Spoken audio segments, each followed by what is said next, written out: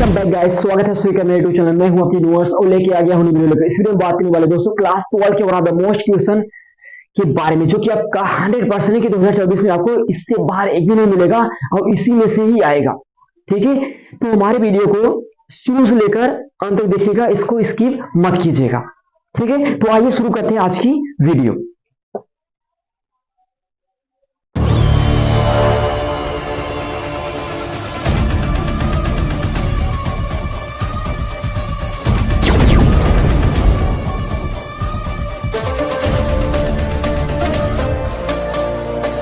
ठीक है, अगर बात करें पहले क्वेश्चन की, यहां देखिएगा तो पहला जो आपका क्वेश्चन है, इसमें लिखा गया है विद्युत क्षेत्र की तीव्रता।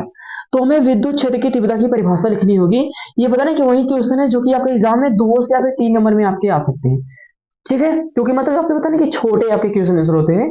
इसका जो आंसर होगा वो आपको अगली वीडियो में प्रोवाइड किया जाएगा। ठीक है, आज हम लोग क्या करेंगे, हमारे पास जितने भी क्वेश्चन होते हैं जो कि एग्जाम में आते हैं वही सब आज इसमें डिस्कस करेंगे इस वीडियो में। ठीक है, तो देखिएगा पहला क्या है हम लोग का कि विद्युत क्षेत्र की तीव्रता की परिभाषा क्या मतलब लिखना होगा हम लोग। ठीक है, फिर देखिएगा ये कभी कभी पूछा था एग्जाम में। ठीक है, इसके बाद देखिएगा अगला जो आपका यहाँ पे है कि विद्युत द्विध्रुव आघूर्ण। अब देखिएगा ध्यान समझिए, यह जो आपका है विद्युत द्विध्रुव आघूर्ण, यह हर साल पूछा गया है, यह हर साल एग्जाम में आता है और इस साल भी आएगा। 7 सेट बनेगा, हो सकता है 7 में से आपको ये 5 में आपको 100% है देखने को मिलेगा। क्योंकि यह जो आपका ये जो है यह बता ना कि जो आपका एक होता है अच्छी और निरक्षी, इस डेरिवेशन क्या होता है, संबंधित होता है। तो आपको ये सब आगे बताएंगे। तो देखिएगा यह गारंटी इसकी है कि ये मतलब एग्जाम में आ सकता है। फिर आगे देखते हैं, आगे हम लोग यहाँ पे है रेखीय आवेश घनत्व और पृष्ठ आवेश घनत्व। ये दोनों ऐसे क्वेश्चन है जो कि दोनों कभी ना कभी पूछे जाते हैं, हो सकता है इस बार भी आ सकता है। ठीक है, तो इसे आप तीनों को अच्छे से याद करना है आप लोगों को। ठीक है, फिर देखिएगा इसका जो सॉल्यूशन होगा अगले वीडियो में आएगा। अब देखिए आगे हम लोग यहाँ पे क्या है विद्युत फ्लक्स। विद्युत फ्लक्स भी काफी इंपॉर्टेंट है जो कि एग्जाम में हर साल पूछा गया है। विद्युत फ्लक्स हो गया। अब देखिए आगे चलते हैं, आगे जो आपका यहाँ पे है विद्युत विभव। अब विद्युत विभव क्या होता है, इसको भी कभी कभी एग्जाम में हालांकि पूछा जाता है। ठीक है, अब देखिएगा इसका जो है, इसका भी जैसे आपका ये था कहाँ गया विद्युत द्विध्रुव आघूर्ण, जो आपका विद्युत द्विध्रुव आघूर्ण था ये, और इसका पता नहीं कि आपका ये वाला विद्युत विभव, इनसे भी क्या होता है कि आपका अच्छी और निरक्षी आपका डेरिवेशन होगा जो कि आगे आपको बताया जाएगा। तो ये भी पूछा जाता है। ठीक है, आगे देखिएगा इलेक्ट्रॉन वोल्ट क्या होता है, ये कभी ना कभी हमसे कभी 2 नंबर या फिर 1 नंबर से कभी कभी पूछता है, 1 नंबर या फिर 2 नंबर में कभी कभी एग्जाम में आता है, हो सकता है इस बार भी आ सकता है। ठीक है, तो इसको सब बताया जाएगा। देखिएगा आगे चलते हैं, आगे विभव प्रवणता, ये कि बहुत इंपॉर्टेंट है विभव प्रवणता। एग्जाम में काफी बार पूछा जा चुका है, एग्जाम में विभव प्रवणता पूछा जा चुका है। ठीक है, अब आगे चलते हैं, आगे हम लोग क्या है धारा घनत्व भी इंपॉर्टेंट है, ये कभी कभी पूछा जाता है, और साथ ही गतिशीलता भी कभी ना कभी पूछा जाता है। लेकिन हाँ याद रखिएगा ये जो आपका अगला क्वेश्चन है विशिष्ट प्रतिरोध, यह एग्जाम में बहुत ही बार पूछा जा चुका है। विशिष्ट प्रतिरोध क्या होता है, इसका परिभाषा आपको लिखना होता है। ठीक है, तो ये भी एग्जाम में काफी बार मतलब आ चुका है। फिर आगे चलते हैं, आगे हम लोग का यहाँ पे है एम्पियर का परिपथीय नियम।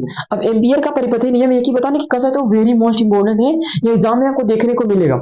अगर 7 सेट बनेंगे हो सकता है कि कम से कम 5 या 6 सेट में आपको देखने को मिलेगा, जो कि बहुत ही इंपॉर्टेंट है एम्पियर का परिपथीय नियम। इसका लॉन्ग और शॉर्ट दोनों में भी आता है। ठीक है, तो इसको हम डिस्कस करेंगे आगे वीडियो में। अब देखिएगा यहाँ पे क्या है चुंबकीय द्विध्रुव आघूर्ण, ये भी एग्जाम में आता है। ये भी क्या होता है एग्जाम में अधिकांश पूछा जाता है। ठीक है, अब आगे चलते हैं, आगे क्या हम लोग यहाँ पे है चुंबकीय फ्लक्स। अगला जो हम लोग का क्वेश्चन क्या है चुंबकीय फ्लक्स, ये भी एग्जाम में आता है, हो सकता है इस बार आपको देखने को एग्जाम में मिलेगा, जो कि आपका 2024 में मिलेगा। ठीक है, अब आगे चलते हैं, आगे हम लोग यहाँ पे क्या है विद्युत चुंबकीय प्रेरण, ये भी एग्जाम में आता है। और साथ ही साथ इन तीनों को देखिएगा स्वप्रेरण गुणांक और न्यून प्रेरण गुणांक, अन्योन प्रेरण गुणांक, ये तीनों में से आपको एग्जाम में कोई ना कोई कंफर्मेट मिलेगा देखने को। ठीक है, ये तीनों आपके कौन कौन से स्वप्रेरण गुणांक, अन्योन प्रेरण गुणांक, इन तीनों में से कोई ना कोई आपको देखने को एग्जाम में मिलेगा। अब देखिएगा आगे क्या आपका है, आगे आपका है प्रत्यावर्ती धारा। यह एक ऐसा लेसन है आपका कि यहाँ पर बहुत सारे थियरी, जैसे आपका विद्युत जनरेटर हो गया, डायनेमो हो गया, जो आप लोग जानते हो ना वही। ठीक है, तो इसको हम लोग बाद में डिस्कस करेंगे, इसमें लॉन्ग कौन से बनेंगे अगली वीडियो आगे देखते हैं। ठीक है, अब देखिएगा यहाँ पे क्या है आप लोग का अनुनादी आवृत्ति। ठीक है, फिर आगे आप लोग का क्या है विद्युत चुंबकीय तरंग। ठीक, तो ये भी कभी कभी आता है आप लोग का, ये विद्युत चुंबकीय तरंग भी कभी कभी आता है। ये कभी हालांकि मतलब हर बार नहीं है, लेकिन ये कभी ना कभी ये भी आता है। अगला देखिएगा जो कि बहुत ही इंपॉर्टेंट है, हो सकता है क्या होगा ही होगा, ये आपका एग्जाम में कंफर्म में आएगा। ये देखिएगा प्रकाश का परावर्तन और प्रकाश का अपवर्तन, ये बहुत इंपॉर्टेंट है बच्चों, इसे आप लोग अच्छे से तैयार कर लीजिएगा। प्रकाश का परावर्तन प्रकाश का अपवर्तन, एग्जाम में बहुत बार पूछा जा चुका है। और साथ ही साथ आपको देखिएगा यहाँ पर रेखीय आवर्धन, ये भी कभी कभी पूछता है कि रेखीय आवर्धन किससे कहते हैं या फिर इससे आप क्या समझते हैं। फिर आगे चलते हैं, आगे हम लोग का क्रांतिक कोण बहुत इंपॉर्टेंट है, क्रांतिक कोण और पूरे आंतरिक परावर्तन। इस लेसन में देखेंगे आपका सेकंड जो आपका टॉपिक है प्रकाश का परावर्तन अपवर्तन और साथ ही साथ क्रांतिक कोण तथा पूरा आंतरिक परावर्तन एग्जाम में बहुत बार आ चुका है और इस साल भी आए कंफर्म है। अब देखिएगा कि क्या है, अब लोग आ गया है लोग का लेंस का द्वितीयक फोकस, ये भी कभी कभी एग्जाम में आता है। और साथ ही साथ अब आगे देखिएगा यहाँ पे लिखा गया है कोणीय विक्षेपण और उसके बाद वर्ग विक्षेपण क्षमता। कोणीय विक्षेपण और वर्ग विक्षेपण क्षमता दोनों में से कंफर्म एक नहीं हो सकता है कि आएगा ही आएगा। ठीक है, अगर 7 सेट बनेंगे, देखिए 7 में से कम हो सकता है कि 4 या फिर 3 आपको देखने को मिलेगा। अधिकांश इसका संभावना ज्यादा है ये कोणीय विक्षेपण का और इसका भी होता है। ठीक है, अब देखिएगा आगे चलते हैं, आगे हम लोग यहाँ लिखा गया अल्पतम विचलन को, जो कि कभी ना कभी ये भी एग्जाम में आता है। अब देखिए यहाँ पर जो लिखा गया तीनों के तीनों बहुत ही इंपॉर्टेंट है, क्या क्या, तरंगाग्र, व्यतिकरण और विवर्तन। हर साल एग्जाम में आया है कंफर्म, 3 में से ये कोई ना कोई एक आएगा ही आएगा, इस साल भी आएगा। ठीक है, हो सकता है आप लोग जिस पेपर को दोगे उसी में ही आ जाए, तो इसे आपको अच्छे से तैयार करना है। ठीक है, अब आगे चलते हैं, आगे हम लोग का लिखा गया है कला संबंध स्रोत, यह भी एग्जाम में कभी ना कभी आता है। फिर देखिएगा आगे हम लोग क्या है प्रकाश का विद्युत प्रभाव, ये भी इंपॉर्टेंट है, कभी ना कभी एग्जाम में 2 या फिर 3 नंबर आप लोगों से पूछा है कि प्रकाश विद्युत प्रभाव से आप क्या समझते हैं, प्रकाश विद्युत प्रभाव से आप क्या समझते हैं, ये भी एग्जाम में कभी ना कभी आता है। फिर आपका अगला जो है आप लोग का लिखा गया है देहली आवृत्ति, फिर आपका है कार्यफलन और देहली तरंग दैर्ध्य, क्या है देहली तरंग दैर्ध्य। ठीक है, ये तीनों में से कोई ना कोई देखो एग्जाम में आते हैं। ठीक है, हो सकता है इस बार भी आपको वहां पे एग्जाम में देखने को मिलेगा। अब देखिएगा यहाँ पर जो आपका लिखा गया ये बहुत इंपॉर्टेंट है, हर साल एग्जाम में और इस साल कंफर्म में आएगा, लिख के ले लो, ये आएगा, क्या आएगा, समस्थानिक, समभारिक और समन्यूट्रॉनिक। एग्जाम में बोलेगा कि समस्थानिक, समभारिक और समन्यूट्रॉनिक से आप क्या समझते हैं, इसका उदाहरण भी लिखिए। ठीक है, तो यहां पर इसका जो उदाहरण और परिभाषा होगा सब आपको अगली वीडियो में बताया जाएगा। ठीक है, अब देखिए आगे चलते हैं, आगे आप लोगों का क्या है नाभिकीय बल, फिर आप लोग का है बंधन ऊर्जा, फिर आप लोगों का क्या है नाभिकीय विखंडन और नाभिकीय संलयन।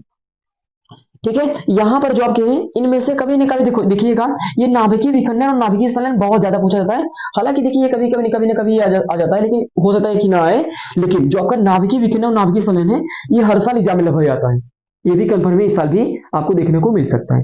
ठीक है, तो यहाँ पर क्या था आपके ये जो क्वेश्चन यहाँ पे दिए गए थे ये 2024 में कंफर्म है कि आपको इसी में से आएगा, इससे बाहर नहीं आएगा।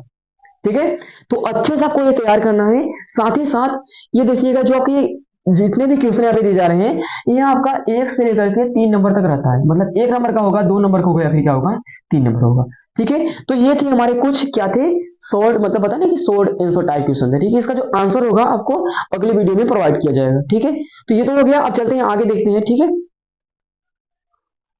तो दोस्तों आज का मौसम खराब होने के कारण जो आपकी वीडियो थी आज सारी अपलोड नहीं हो पाई, उसके लिए मैं क्षमा मांगता हूं, लेकिन कल जो आपका होगा कल सुबह से आपको रेगुलर टाइम टू टाइम आपको वीडियो देखने को मिलेगा। आज क्या था यहाँ पे जो कि आंधी तूफान थोड़ा सा मतलब बारिश भी हुआ था यहाँ पर, तो इसलिए क्या था थोड़ा सा नेटवर्क हम लोग को इशू देखने को मतलब प्रॉब्लम मतलब सामना करना पड़ रहा था। तो कल से ऐसा नहीं होगा, कल से मैं क्या करूंगा पहले से सब तैयारी करके रखे रहूंगा। ठीक है दोस्तों, तो अगर आपको हमारी वीडियो अच्छी लगी हो ठीक, तो चैनल को सब्सक्राइब और लाइक कमेंट शेयर करना ना भूलें। तब तक के लिए मिलते हैं नेक्स्ट वीडियो में, तब तक के लिए bye bye, love you all guys, take care.